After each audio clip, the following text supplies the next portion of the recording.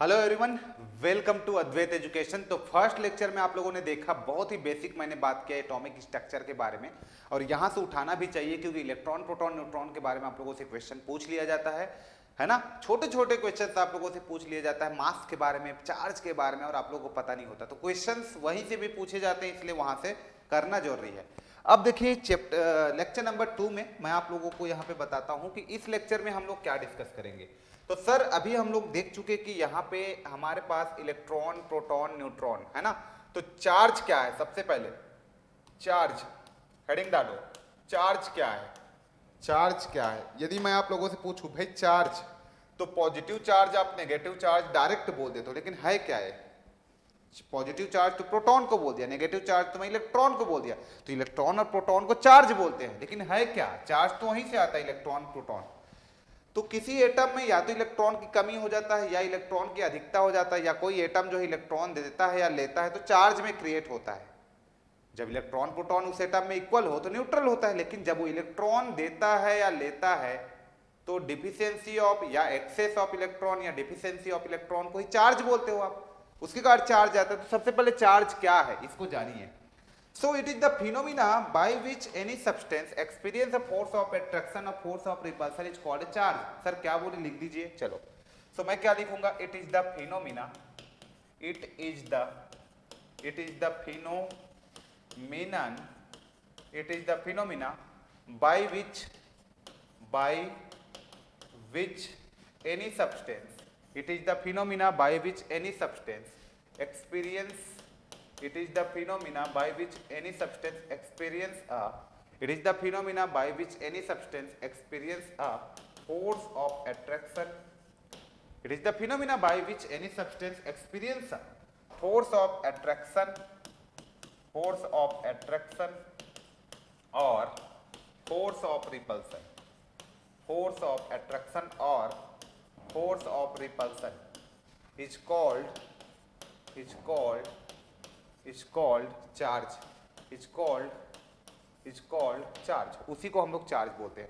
तो क्या है भैया, ये एक फिनोमिना है जिसके कारण कोई सब्सटेंस जो होता है, it is the phenomena by which any substance, यहां पे लिख लो by which any substance, substance को तो भूल गए लिखना, बाय विच एनी सब्सटेंस, कोई भी सब्सटेंस जो होता है इसी के कारण ही अट्रैक्शन या रिपल्सन फोर्स जो है शो करता है।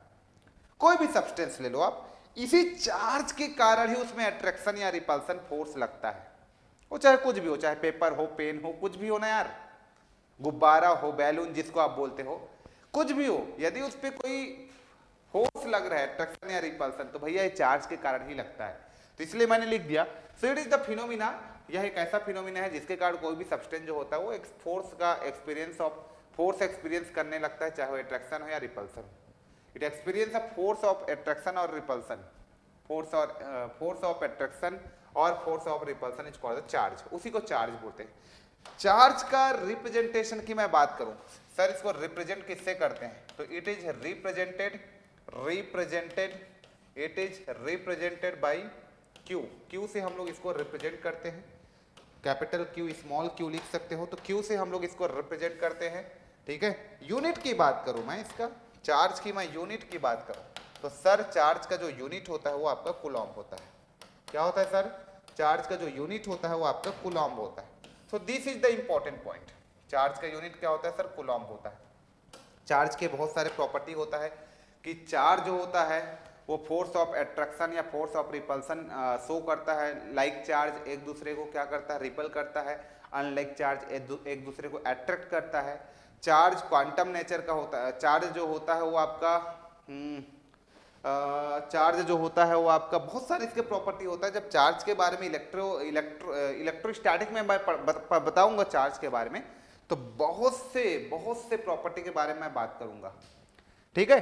तो नंबर ऑफ चार्ज जो होता है, कोई एटम जो है क्वांटाइज्ड इन नेचर होता है। Charge is quantized in nature, that means कोई एटम जो है या तो एक इलेक्ट्रॉन ले सकता है या एक दे सकता है, या एक से अधिक ले सकता है, एक से अधिक दे सकता है। मतलब वो कभी भी फ्रैक्शन नंबर नहीं होगा, लेगा तो पूरा लेगा, देगा तो पूरा देगा, आधा अधूरा नहीं लेगा वो। इसको बोलते हैं क्वांटाइज्ड इन नेचर। तो चार्ज जो होता है वो क्वांटाइज्ड इन नेचर होता है। Quantized in nature. तो इसके बारे में मैं बहुत सारे प्रॉपर्टी के बारे में अभी तो बात नहीं करूंगा, इसको इलेक्ट्रोस्टैटिक बढ़ाऊंगा तो वहां पे मैं बातें करूंगा। तो quantize charge is quantized in nature, ठीक है। क्वांटाइज्ड का मतलब होता है, हम लोग इसके लिए लिख देते हैं, है ना, प्लस माइनस एनी, ठीक है। जब भी देगा लेगा तो एक पूरा नंबर वो देगा, पूरा नंबर लेगा, ये होता है क्वांटाइज्ड इन नेचर। समझ में आ रहा है? तो charge equal to plus minus n e, e आप लिख देते हो, ठीक। अब चार्ज की आप बात ही कर रहे हो तो यहां पे लिख लो यार, जैसे कि 1 इलेक्ट्रॉन इज इक्वल टू, आपने कितना लिखा था बेटा, 1 electron is equal to 1.602 into 10 to the power minus 19 coulomb, और coulomb is the unit of charge, so I calculate the value of 1 coulomb। यदि मैं वहां से 1 coulomb निकालना चाहूं तो ये मेरे पास हो गया 1 electron divided by 1.602 into 10 to the power minus का 19। अब यहां से मैं 1 coulomb निकालना चाहूंगा तो मेरे पास क्या हो जाएगा, 10 to the power 19 प्लस का ऊपर गया और ये मेरे पास 1.602 हो गया, ठीक है सर। चलो अब इसको मैं ऐसे भी तो लिख सकता हूं, 1 coulomb is equal to 6.25 into 10 to the power 18, ऐसे लिख सकता हूं मैं। इलेक्ट्रॉन मतलब मैं आपसे पूछूं कि सर 1 कूलम में कितने इलेक्ट्रॉन होते हैं, तो 1 कूलम में sir 6.25 into 10 to the power 18 electron होते हैं। This is the very important point, kindly सभी लोग जल्दी से नोट डाउन करो इसको। हाँ बेटा, कई बुक में ऐसे भी लिखा होता है कि 1 कूलम जो होता है वो 6.25 इंटू 10 to the power 16, ऐसा ना लिखकर 625 into 10 to the power 16 electron भी लिख देते हैं। तो कंफ्यूज मत होना, यहाँ 6.25 मैंने लिखा और यहाँ पे मैंने क्या लिख दिया, यहाँ 6.25, वहां पे मैं 625 इंटू 10 पर 18 10 पर 16, तो दोनों में फर्क है, चीजों को समझिए आप लोग, है ना। अब आप लोग लड़ना मत कभी भी कि 6.25 इंटू 10 पावर 18 और 625 इंटू 10 पावर 16 लिख दूंगा तो गलत हो गया, लड़ना मत, एक ही चीज है दोनों, okay. So this is the representation of charge. So charge जो होता है, लाइक चार्ज एक दूसरे को रिपल करता है, अनलाइक चार्ज एक दूसरे को अट्रैक्ट करता है। चार्ज जो होता है क्वांटाइज्ड नंबर का होता है। चार्ज के बारे में ये सब हमने देखा, ठीक है। 1 कूलम चार्ज की यूनिट कूलम होता है, 1 कूलम मतलब कितने इलेक्ट्रॉन, तो 6.25 into 10 to the power 18 electron मिलके 1 कूलम का चार्ज यहां पे बनता है। This is a very important point, okay. तो ये चार्ज के बारे में कुछ बेसिक्स मैंने आप लोगों को बताया, जिसको आप लोगों ने बहुत ही अच्छे तरीके से नोट कर लिया होगा, ठीक है। अब चलिए आगे बढ़ते हैं, हम लोग चार्ज के बारे में थोड़ा सा बातें कर लिया। अब जब चार्ज के बारे में बात कर लिया तो भैया चार्ज कितने टाइप का होता है, यदि मैं बोलूंगा चार्ज कितने टाइप का होता है, तो सर ये जो चार्ज है ना, 2 ही टाइप का तो होता है ना सर, एक पॉजिटिव चार्ज एक नेगेटिव चार्ज यार, और क्या होता है, तीसरा तो होता नहीं।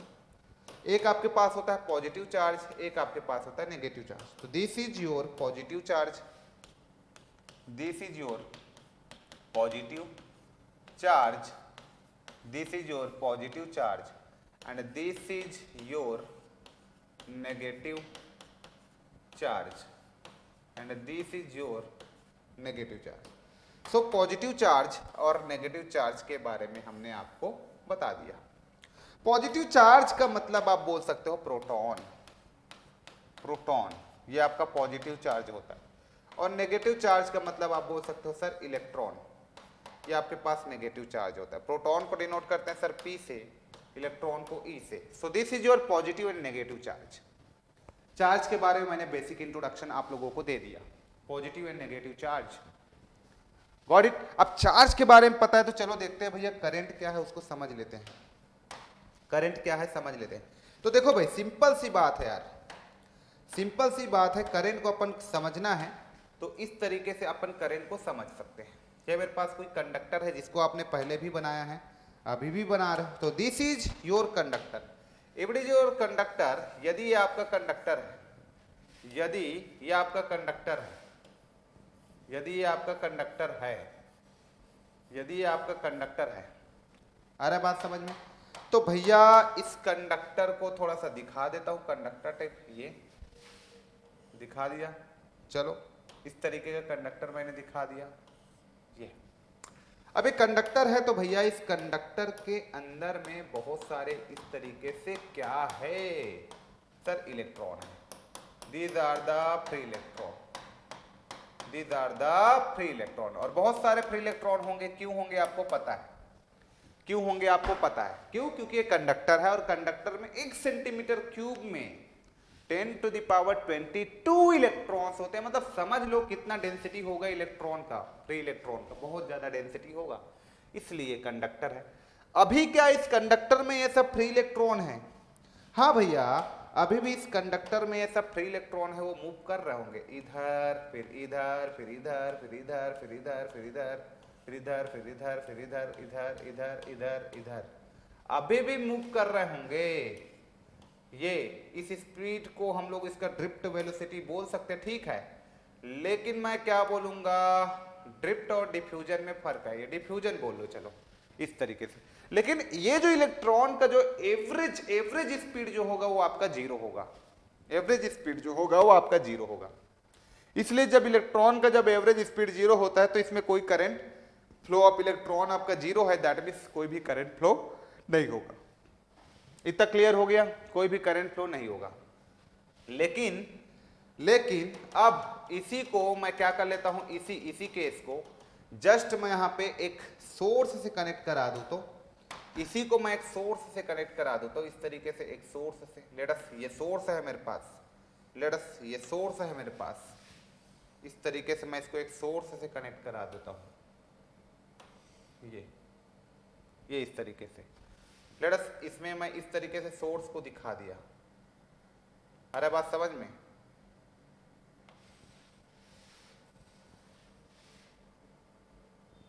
ये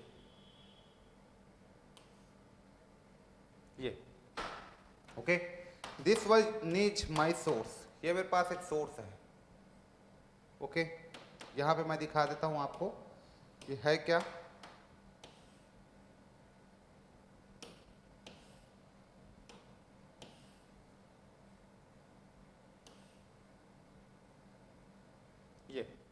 ये मेरे पास एक सोर्स है, लेट अस कंसीडर। अब आपको पता है ना कि जितने भी इसमें इलेक्ट्रॉन्स हैं, ये सारे इलेक्ट्रॉन क्या है, नेगेटिव इलेक्ट्रॉन। ये जितने भी इसमें इलेक्ट्रॉन हैं ये सब नेगेटिव चार्ज है, जितने भी इसमें इलेक्ट्रॉन हैं ये सब नेगेटिव चार्ज है, जितने भी इलेक्ट्रॉन हैं ये सब नेगेटिव चार्ज है। अरे बात समझ में? और ये तुम्हारा क्या है, प्लस है और ये माइनस है। अभी समझते हैं। तो जैसे प्लस माइनस इसमें कोई सोर्स तुमने लगाया तो इसमें जितने भी नेगेटिव चार्ज है उसको ये पॉजिटिव चार्ज अपने तरफ खींचेगा। इसका मतलब क्या होगा कि यहां से जितने भी इलेक्ट्रॉन्स है वो सब निकलने लगेंगे और किधर आने लगेंगे, पॉजिटिव चार्ज की ओर। किधर आने लगेंगे, ये पॉजिटिव चार्ज की ओर। इस तरीके से ये पॉजिटिव चार्ज की ओर आने लगेंगे, ये इस तरीके से, ये इस तरीके से। अब इधर से खाली होगा तो ये वाला क्या करेगा, फिर से ये नेगेटिव जो है ये इस तरीके से मूव करने लगेंगे।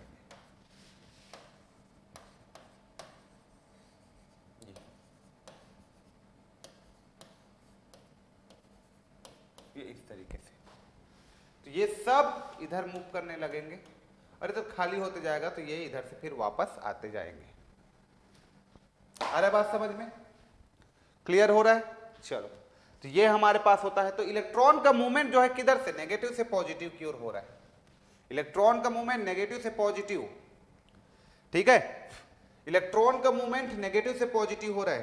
तो हम लोग एक कन्वेंशनल डायरेक्शन लेते हैं, उसी को हम लोग क्या बोल देते हैं, करंट। तो मान लो मैंने इलेक्ट्रॉन के अपोजिट डायरेक्शन में फ्लो ऑफ इलेक्ट्रॉन को ही दिखाने के लिए उसके अपोजिट डायरेक्शन में मैंने क्या बोल दिया, एक करंट बोल दिया, करंट आई फ्लो हो रहा है बोल दिया। एक्चुअली इलेक्ट्रॉन ऐसे फ्लो हो रहा है लेकिन उसके अपोजिट डायरेक्शन में, प्लस से माइनस डायरेक्शन में हमने क्या बोल दिया, करंट को फ्लो हो रहा है बोल दिया। Actually flow of electron in definite direction is called current, या the rate of change of charge is known as current. अभी करंट हम डिफाइन करेंगे। तो एक्चुअली क्या हो रहा है, लेट अस कंसीडर कि ये मेरे पास हो क्या रहा है इसमें, लेट अस मेरे पास ये कोई कंडक्टर है और इस कंडक्टर का ये क्रॉस सेक्शन एरिया हो गया। तो इस क्रॉस सेक्शन एरिया को t is equal to 1 second में जितना इलेक्ट्रॉन क्रॉस करेगा उतना उसका क्या बोलूंगा मैं, यदि 1 कूलम इलेक्ट्रॉन 1 सेकेंड में पास करेगा तो करंट को 1 एम्पियर बोल दूंगा।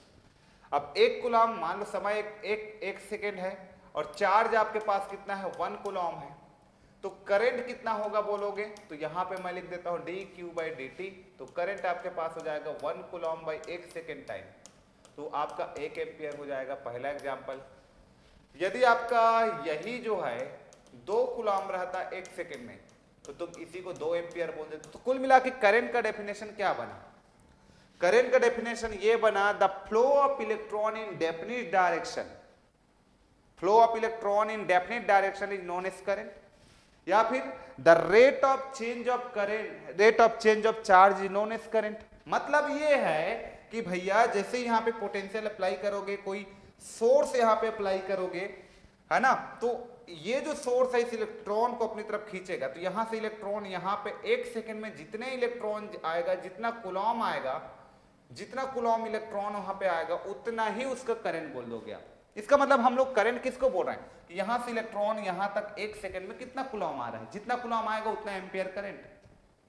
तो कुल मिला के करंट क्या है भैया, करंट बस हमको ये बताता है कि फ्लो ऑफ इलेक्ट्रॉन कितना हो रहा है, फ्लो ऑफ चार्ज कितना हो रहा है किसी पर्टिकुलर टाइम पे, ये होता है करंट। फील आया थोड़ा।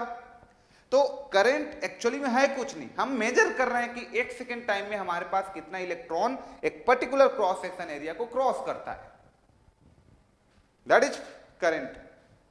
जितना कूलम करेगा उतना एम्पियर होगा। 1 सेकेंड टाइम में यदि आपके पास 1 सेकेंड टाइम में 10 कूलम इलेक्ट्रॉन क्रॉस करेगा, तो करंट भी मेरा क्या हो जाएगा 10/1, मतलब 10 एम्पियर हो जाएगा। 1 सेकेंड टाइम में जितने इलेक्ट्रॉन, जितने कूलम ऑफ इलेक्ट्रॉन वहां पे पास करेंगे क्रॉस सेक्शन एरिया को, उतना ही हमारा क्या होगा, करंट होगा, उतना एम्पियर करंट होगा। ठीक, तो 1 एम्पियर का मतलब होता है 1 कूलम इन 1 सेकेंड टाइम। ठीक है, ये चीजें आप लोगों को क्लियर होना चाहिए। कुल मिलाकर मैं करंट क्या हुआ, करंट का डेफिनेशन की बात करूं तो करंट का डेफिनेशन, करंट हम लोगों ने किसको बोला, करंट हम लोगों ने किसको बोला, पहली बात फर्स्ट क्वेश्चन आप लोग का बनता है कि भैया मैंने करंट किसको बोला, तो करंट मैंने बोला the flow of electron, the flow of electron, the flow of electron in definite direction, the flow of electron in definite direction, the flow of electron in definite direction is known as current। उसी को हम लोग क्या बोलेंगे, current is known as current, उसी को हम लोग क्या बोलेंगे, current. First definition, this is first definition. Second definition की मैं बात करूं, करंट किसको बोलोगे आप, the rate of change of charge, the rate of change of, the rate of change of charge, the rate of change of charge, the rate of change of charge is known as current, the rate of change of charge is known as current। और यदि मैं current की representation की बात करूं तो represent करते हैं हम लोग करंट को हम लोग रिप्रेजेंट करते हैं आई से। यूनिट की मैं बात करूं करंट का, तो यूनिट का होता है एम्पियर। सो करंट का मैथमेटिकली मैं लिखना चाहूं, मैथमेटिकली मैं करंट को लिखना चाहूं mathematically, so current I is equal to मेरा हो जाएगा D Q by D T. So this is my current, I is equal to D Q by D T. अब क्यू क्या है सर, हाँ कई लोग करंट को ऐसे भी लिख देते हैं, तो ऐसा D Q by D T कब लिखते हैं और क्यू बाई टी कब लिखते हैं, थोड़ा सा आइडिया होना चाहिए आप सभी लोगों को। ओके, क्यू बाई टी भी लिख देते हैं हम लोग। ठीक, चलो, तो यहाँ पे आपको कांस्टेंट दिया रहेगा, ये वेरिएबल दिया रहेगा। क्यू जो है टाइम के रेस्पेक्ट में वेरिएबल रहता है तो ऐसा लिखते हैं, कांस्टेंट रहता है तो ऐसा लिखते हैं। ओके, तो Q is the charge, Q क्या है आपके पास, चार्ज है, क्यू चार्ज है। यूनिट क्या होता है, कूलम। टी क्या है आपके पास सर, टी हमारे पास करंट है, टी हमारे पास क्या है, करंट है। और करंट का यूनिट क्या होता है सर, एम्पियर होता है। सो यूनिट की मैं बात करूं, क्यू बाई टी आपने लिख दिया, तो यूनिट इसका कूलम है और इसका आपका सेकेंड है, तो कूलम पर सेकेंड मैं बोल दूंगा इसको, या तो बोल दूंगा मैं इसको एम्पियर, या तो मैं बोल दूंगा एम्पियर। तो कूलम पर सेकेंड या तो फिर मैं बोल दूंगा एम्पियर। तो ये मेरे पास current I is equal to Q by T. आ रहा है बात समझ में, कूलम पर सेकेंड, या तो फिर एम्पियर, कूलॉम पर सेकेंड या तो फिर एम्पियर। ओके, सो ये हमारा करंट हो गया, कूलॉम पर सेकेंड या तो फिर एम्पियर। सर यहाँ पे 1 एम्पियर कितना को बोलेंगे? यदि मेरा करंट कोई 1 एम्पियर बोल रहा है तो 1 एम्पियर का मतलब ये होता है 1 कूलॉम ऑफ चार्ज 1 सेकेंड के लिए। सर कोई बोल रहा है 2 एम्पियर, तो 2 एम्पियर का मतलब क्या समझते हैं? 2 कूलॉम चार्ज पास हो रहा है 1 सेकेंड के लिए। कोई बोल रहा है सर 10 एम्पियर, इसका मतलब 10 कूलॉम चार्ज 1 सेकेंड। चलो इसको थोड़ा और फिल करते हैं हम लोग, और फिल करते हैं। मान लो ये आपके पास इस तरीके का कंडक्टर है, ये इस तरीके का, ये अब देखना ये क्रॉस सेक्शन एरिया मैं बना देता हूं, ये मेरे पास क्रॉस सेक्शन एरिया है। अब ना बेटा यहाँ पे बहुत सारे इलेक्ट्रॉन्स हैं, ये इलेक्ट्रॉन यहाँ से इधर आना चाहते हैं, ठीक है, ये इलेक्ट्रॉन यहाँ से यहाँ पे आना चाहते हैं, ये सारे इलेक्ट्रॉन्स इधर से इधर आना चाहते हैं, ठीक। मान लो ये क्रॉस सेक्शन एरिया हो गया। अब इसको मैं खोलता हूं, ये मेरे पास एक नल है, ये वाटर है मान के चलो, ये इधर से इधर आना चाहता है। मान लो इसको t = 1 सेकेंड के लिए मैंने खोला और यहां से इलेक्ट्रॉन इधर आने लगे, बहुत सारे इलेक्ट्रॉन इधर आ गए यहां से क्रॉस करके। मान लो यहां पे 1 कूलॉम आ गया, तो क्या हो जाएगा मेरा 1 ampere = 1 Coulomb of charge divided by 1 second time. इसका मतलब 1 कूलॉम का मतलब होता है मेरे प्यारे भाई बच्चों 6.25 × 10⁻18 इलेक्ट्रॉन डिवाइडेड बाई 1 सेकेंड। इसका मतलब ये हुआ कि भैया 1 सेकेंड के टाइम में 6.25 × 10⁻18 इलेक्ट्रॉन यहां से यहां आएगा, तब आपका 1 एम्पियर होगा। मतलब 1 एम्पियर के लिए 1 सेकेंड टाइम में 6.25 × 10⁻18 इलेक्ट्रॉन को यहां से यहां आना पड़ेगा, तब जाके आप 1 एम्पियर बोलोगे। तो 1 एम्पियर बराबर होता है 6.25 × 10⁻18 इलेक्ट्रॉन पर सेकेंड, तभी आप उसको बोलोगे 1 एम्पियर। अब आगे हो गया इतना में क्लियर समझ में कि भैया सर क्या बता रहे हैं कि व्हाट इज करंट, करंट क्या है, अब समझ में आप लोगों को आ गया होगा। क्लियर हुआ ये चीजें, इतना चीजें क्लियर हो गया, यही करंट है। और करंट में कुछ चीजें नहीं है। अब देखो करंट वगैरह में क्या क्या रिलेशन है, करंट वगैरह में क्या क्या रिलेशन है। तो यहां पे मैं करंट का रिलेशन की बात करूं तो सबसे पहले आप लोगों ने करंट का पहला फॉर्मूला देखा, Q/T देखा, ये ठीक है। हाँ बात अलग है कि यहाँ पे Q = आप I × T भी लिख सकते हो, और एक फॉर्मूला आपने Q = N × E वाला भी देखा है, ठीक है। तो ये सबको एक जगह लिखते रहो, ये सबको एक जगह लिखते रहो। एक फॉर्मूला ये हो गया। दूसरा फॉर्मूला हम लोग ये लिख देते हैं कि लेट्स कंसीडर मेरे पास कोई कंडक्टर है इस तरीके का, ये कोई कंडक्टर है, ये कोई कंडक्टर है, लेट्स कंसीडर कि ये मेरे पास कोई कंडक्टर है, ठीक है, ये मेरे पास कंडक्टर है, ये मेरे पास कोई कंडक्टर है, ये इस तरीके से, ये कोई कंडक्टर है। तो इस कंडक्टर में बहुत सारे इलेक्ट्रॉन्स हैं, ऐसे बहुत सारे इलेक्ट्रॉन्स हैं, ये इस तरीके का बहुत सारे इलेक्ट्रॉन्स हैं, ये ओके। अब ये कोई कंडक्टर है, इसमें बहुत सारे ऐसे इलेक्ट्रॉन हैं। मान लो ये इस कंडक्टर में एक क्रॉस सेक्शन एरिया है, ये मेरे पास क्रॉस सेक्शन एरिया है, ठीक है। और n is the number of electron या फिर डेंसिटी ऑफ इलेक्ट्रॉन लिख दो, इसको डेंसिटी ऑफ इलेक्ट्रॉन लिख दो आप, ठीक है।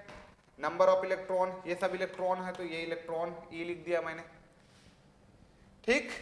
E A is the cross section area, और ये सारे इलेक्ट्रॉन ना कुछ वेलोसिटी से इधर मूव कर रहे होंगे। मान लो कोई इलेक्ट्रॉन है सब, तो एक वेलोसिटी होगा इन सारे इलेक्ट्रॉन का, इस वेलोसिटी को मैं बोल देता हूं Vd, where Vd is the drift velocity, where Vd is the drift velocity. Sir drift velocity क्या होता है? तो ड्रिफ्ट वेलोसिटी होता है E × E, E को आप Q भी लिख देते हो, और into tau divided by m। कई बुक में m, कई बुक में 2m लिखते हैं, और m वाले को स्टैंडर्ड लेते हो आप, है ना। यहाँ पे इसको टाउ क्या है, हाँ बताता हूँ, सब बताता हूँ, अभी देखते रहो। तो Vd = E × tau by m, उसी को ड्रिफ्ट वेलोसिटी। ड्रिफ्ट वेलोसिटी ये है कि जब आप किसी कंडक्टर में सोर्स को अप्लाई करते हो तो इलेक्ट्रॉन का जो एवरेज वेलोसिटी होता है that is called the drift velocity. क्या बोला सर? इलेक्ट्रॉन का जो एवरेज वेलोसिटी होता है is called the drift velocity. Drift velocity is nothing but the average velocity of the electron, where vd is the drift velocity of electron. This is nothing but, ये जो drift velocity है, तो drift velocity is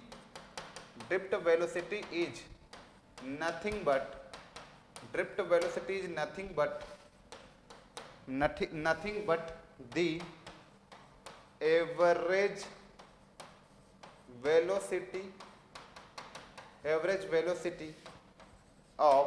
the average velocity of electron. क्या बोला मैं? Drift velocity is nothing but the average velocity of the electron. Got it? ये मेरा drift velocity होता है। It is nothing but the average velocity of the electron. Okay, हाँ। ई क्या है? इलेक्ट्रॉन है। कैपिटल ई क्या है भाई? इलेक्ट्रिक फील्ड है। जैसे ही आप इसको सप्लाई से कनेक्ट करते हो तो इसमें एक इलेक्ट्रिक फील्ड सेटअप हो जाता है। ये इलेक्ट्रिक फील्ड सेटअप हो जाता है, ठीक है। एक फोर्स भी सेटअप होता है जिसके कारण ये इलेक्ट्रॉन जो है, इसमें देखो एक फोर्स भी बनता है। ये जो फोर्स बनता है इसके अंदर में वो क्या होता है आपके पास? E इंटू ई होता है, या फिर ये जो फोर्स बनता है वो आपका Q इंटू ई होता है। Q E होता है, ये माइनस लिख देता हूं क्योंकि इलेक्ट्रॉन के कारण नेगेटिव। तो एक्चुअली इलेक्ट्रॉन इस डायरेक्शन में मूव कर रहा है, तो जो फोर्स लगता है ना, जो इलेक्ट्रिक फील्ड, यदि मैं बोलूं कि इलेक्ट्रॉन जो है force is equal to E into e होता है। E is the electric field, और इलेक्ट्रिक फील्ड का भी आपको यहाँ पे फॉर्मूला चाहिए। तो वोल्टेज आपने अप्लाई किया है पर यूनिट लेंथ, उस पर डिपेंड करता है। ये सब रिलेशन आपको पता होना चाहिए, कहीं न कहीं आपका काम आएगा। इसके अंदर में इलेक्ट्रिक फील्ड बनेगा, वो आपने यहाँ पे जो वोल्टेज दिया है ना, उस voltage divided by per unit length पे डिपेंड करेगा। लेंथ जितना ज्यादा रहेगा उतना कम इलेक्ट्रिक फील्ड, लेंथ जितना कम उतना ज्यादा इलेक्ट्रिक फील्ड। तो इलेक्ट्रिक फील्ड अंदर में बन रहा है, ठीक है। वो आपने वोल्टेज जो अप्लाई किया और इसका जो लेंथ है उस पर डिपेंड कर रहा है, ठीक। ये हो गया। और फोर्स जो बनता है वो Q इंटू ई होता है, ठीक है। और ये जो इलेक्ट्रिक फील्ड के अपोजिट डायरेक्शन में फोर्स बनता है, यदि इलेक्ट्रिक फील्ड उधर बन रहा है तो फोर्स जो है अपोजिट बनेगा। ये भी क्लियर हो गया, वो भी क्लियर हो गया। चलो, तो ये सब चीज क्लियर हो गया। डी क्या है? Drift velocity, electric field. M mass of electron. Tau is the relaxation time. Tau यहाँ पे क्या है? तो रिलैक्सेशन टाइम होता है। रिलैक्सेशन टाइम का मतलब होता है रिलैक्सेशन टाइम आप लिख लो। Tau is the relaxation time. Relaxation time का मतलब ये कोई इलेक्ट्रॉन है, ये दूसरा इलेक्ट्रॉन है, ये इलेक्ट्रॉन इससे ऐसे टकराएगा, तो ये इलेक्ट्रॉन इससे जब टकराएगा तो टकराने में जो टाइम लगता है, एक इलेक्ट्रॉन दूसरे इलेक्ट्रॉन को स्ट्राइक करता है, तो स्ट्राइक करने में जो टाइम लगता है that is called your relaxation time. आ रहा है बात समझ में? तो रिलैक्सेशन टाइम वगैरह सब चीज आपको समझ में आ रहा होगा, ये सब क्या है। ओके, तो ये हो गया। तो यहां से एक रिलेशन आता है आप लोगों के लिए, करंट का एक रिलेशन आपका आता है। वो करंट का आपका रिलेशन आता है I is equal to NEA VD। ये रिलेशन को काइंडली आप लोग याद रखना। बहुत से चीजें नंबर ऑफ इलेक्ट्रॉन वगैरह निकालने के लिए, ड्रिफ्ट वेलोसिटी निकालने के लिए दे देता है, या करंट निकालने के लिए दे देता है, और बहुत सारे कॉम्पिटिटिव एग्जाम में आता है। ये हमने देखा है, ठीक है, ये हमने देखा है। अब करंट डेंसिटी के लिए पूछेगा, तो करंट डेंसिटी आपको निकालना है J, तो करंट पर यूनिट आपका क्या हो जाएगा? एरिया।